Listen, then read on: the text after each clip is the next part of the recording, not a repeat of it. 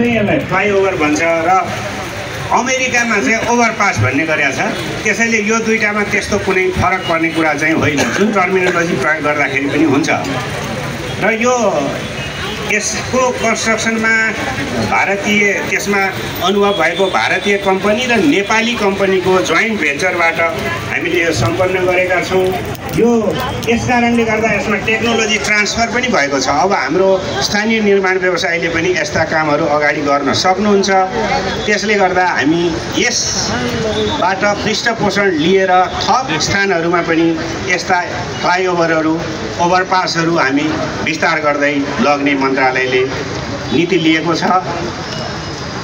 यस क्रममा यसमा केही हामीलाई 2-3 वर्षसम्म यो कन्स्ट्रक्सनको बेलामा समस्या भोगेर पनि सहयोग गर्नुहुने स्थानीय तथा आम सर्वसाधारणहरू, जनप्रतिनिधिज्यूहरू, यसमा निर्वाध रूपले लागिराख्ने सडक विभागको टिम, विभिन्न समस्या र यो आर्थिक घाटाका बावजुद पनि, किनभने यो हाम्रो एस्टिमेट चाहिँ 31 करोड थियो, निर्माण कम्पनीले 17 करोडमा यो गरेको छ। गरेर पनि यसलाई सम्पन्न गर्नुहुने निर्माण व्यवसायी, जनप्रतिनिधिज्यूहरू, सहयोग गर्ने जनप्रतिनिधिज्यूहरू सबैप्रति म हार्दिक धन्यवाद ज्ञापन गर्दछु। यसलाई विशेष चासो र प्राथमिकतामा राखेर नियमित रूपमा अनुगमन र निर्देशन दिनुहुने, हौसला प्रदान गर्नुहुने भौतिक पूर्वाधार तथा यातायात मन्त्रीज्यू, माननीय मन्त्रीज्यू प्रति पनि म हार्दिक आभार व्यक्त गर्दछु। र विशेषतः यसका लागि प्रारम्भदेखि नै हामीलाई काम गर्न चासो, हौसला प्रदान गर्नुहुने सम्माननीय प्रधानमन्त्रीज्यूप्रति हार्दिक कृतज्ञता तथा आभार प्रकट गर्दै पुनः एकपटक यहाँहरू सम्पूर्णलाई हार्दिक स्वागत गर्दछु। धन्यवाद। धन्यवाद सचिवज्यू। अब यसै क्रममा सडक विभाग गुणस्तर अनुसन्धान तथा विकास केन्द्रका निर्देशक श्री दीप बाराईज्यूलाई घरको फ्लाइओभरको संक्षिप्त विवरण प्रकाश पार्दिन हुन अनुरोध गर्दछु।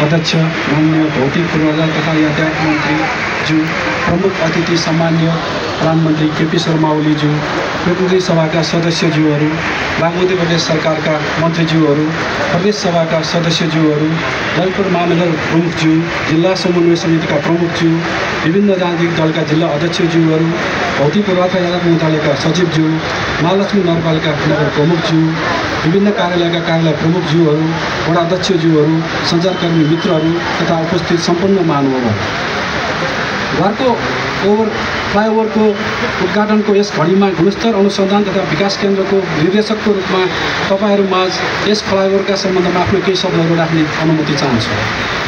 घरको चोकको जामलाई हटाउन 2077 सालमा भएको अध्ययनका आधारमा 2078 सालमा यस फ्लाइओभरको निर्माणको लागि सडक विभाग मार्फतको गुणस्तर अनुसन्धान तथा विकास केन्द्रले घोषपत्र आह्वान गरेको थियो। यस योजनालाई गुणस्तर अनुसन्धान तथा विकास केन्द्र अन्तर्गत राखिनुका मुख्य 2 कारणहरू थिए। पहिलो, यो योजना EPC engineering, procurement and construction मोडालिटीको ठेक्का व्यवस्थापनमा सडक विभागको पहिलो अनुभव थियो।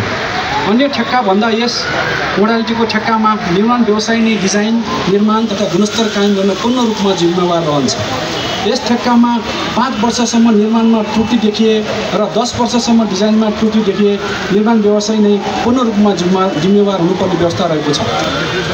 दोस्रो, यस फ्लाइओभरको एप्रोच सडकमा प्रयोग भएको MSC वाल मेकानिकल स्टेबलाइज अर्थ वाल हो। यो नवीन प्रविधिको टेवा प्रकार परम्परागत टेवा प्रकारभन्दा सस्तो हुने हुँदा यो प्रविधिको अध्ययन गर्नु, अनुभव गर्नु र यो प्रविधिलाई नेपालमा भित्र्याउनु आवश्यक थियो।